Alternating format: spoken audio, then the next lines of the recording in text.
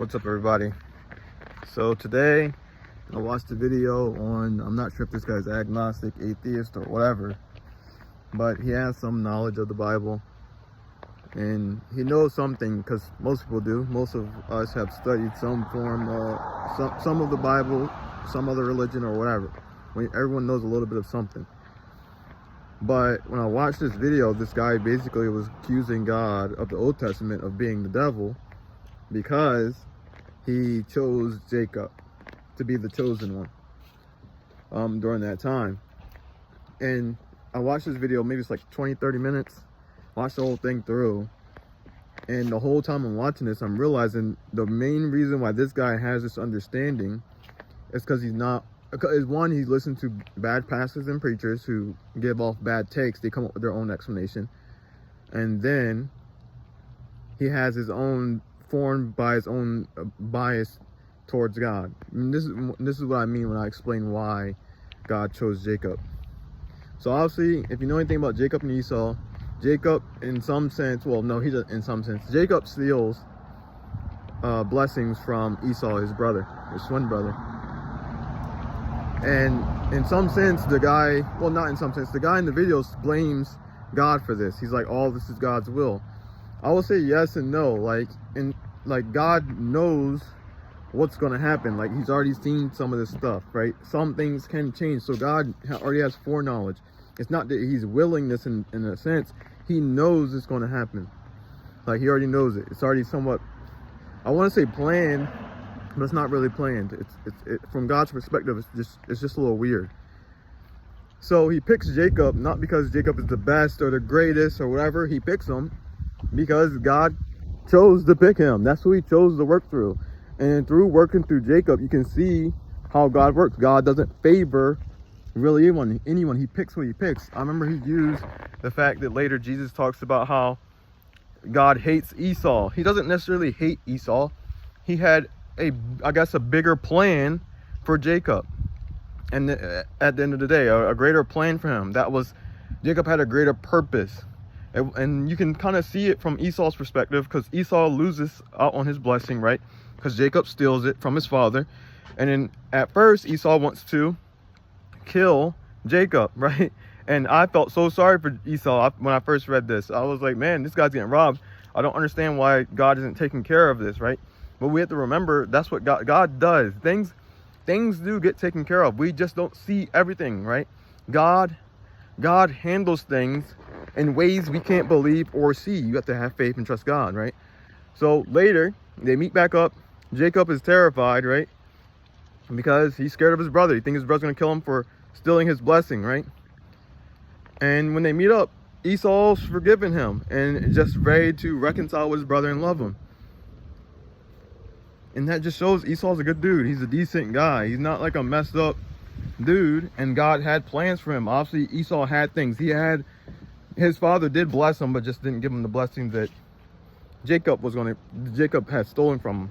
So obviously Esau had things. Esau was going to walk a different journey than Jacob. It was already kind of set up that way, right? Like, again, we're created for a purpose. Certain things are going to happen.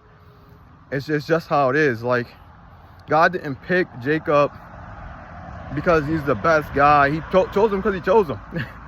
For whatever reason, God chose him. Like, it's a terrible answer, because we want to know everything, but the reality is this isn't our game to play. We're just in it. And when people submit themselves to God, things go smoother. When they don't go smoother. Obviously, young kids are going to do stupid things. Now, you can blame a little bit of Jacob's deceitfulness on his mother as well, who told him to do it. But maybe, I don't know, she told him to steal the blessing because she favored Jacob, and Isaac favored his son Esau. And I think that was a problem already in itself, right? But I think a lot of things happen because of us, not necessarily because of God. God is sitting back.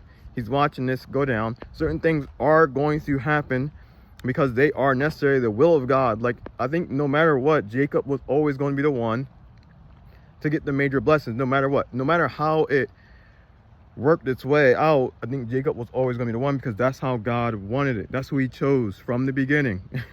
That's who he chose. And God chooses who he chooses. And I'll give you another example separate from that, because again, this guy had a bias, right? If you don't understand God and you're seeing God pick people that you consider bad, you're going to think God's a bad God, right? Because in your mind, you're thinking, why did he pick this cheater, this liar, right? Like, why would he pick this person? And I remember this guy's judging the whole entire family, but he's missing the whole point. The point is God is good and God takes care of people. That's the whole point. That's the whole point. God kills people and sends them to heaven, or, you know, ends their life or whatever, for reasons. There's reasons that are unseen. And I think people don't understand that. They're making judgments. They're taking the position of God and casting judgments on God as if they know the things of the world. They don't. We don't. We know barely little, and we're making massive judgments. Okay, now again, I forgot. I'm gonna give you guys an example.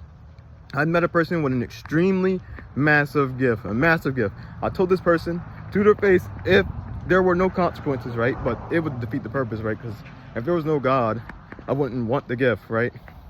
So, but I said if I could get away with it, I would kill this person and take their gift. Like, if I could, right?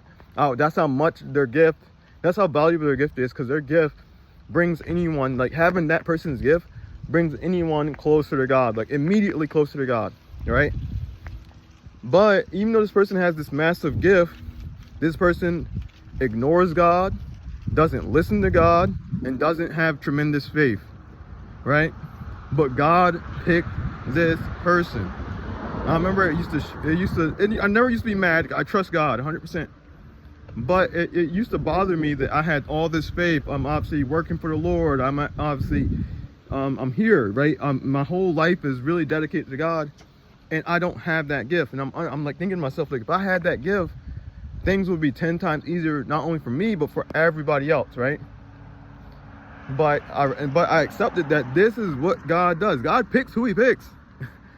It's not, and the reason why I'm glad God's the judge and God does the picking, because if you look at how we treat people, a lot of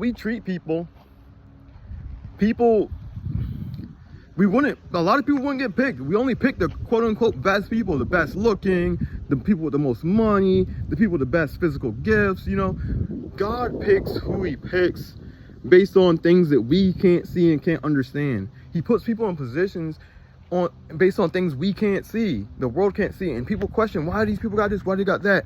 If you understand God, if you know God, you understand that that's just who God picked for, again, whatever reason he picked them.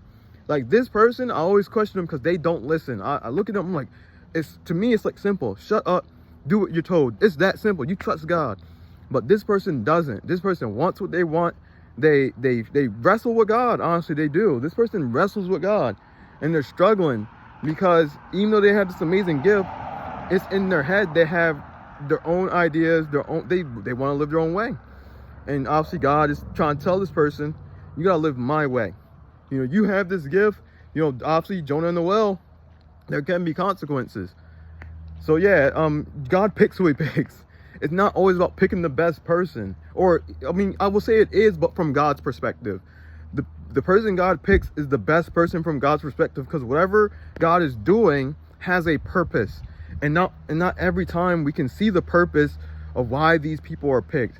So that's why Jacob was picked. Jacob was picked because that's who God picked. It had nothing to do with him being the greatest or good and bad and all this other stuff.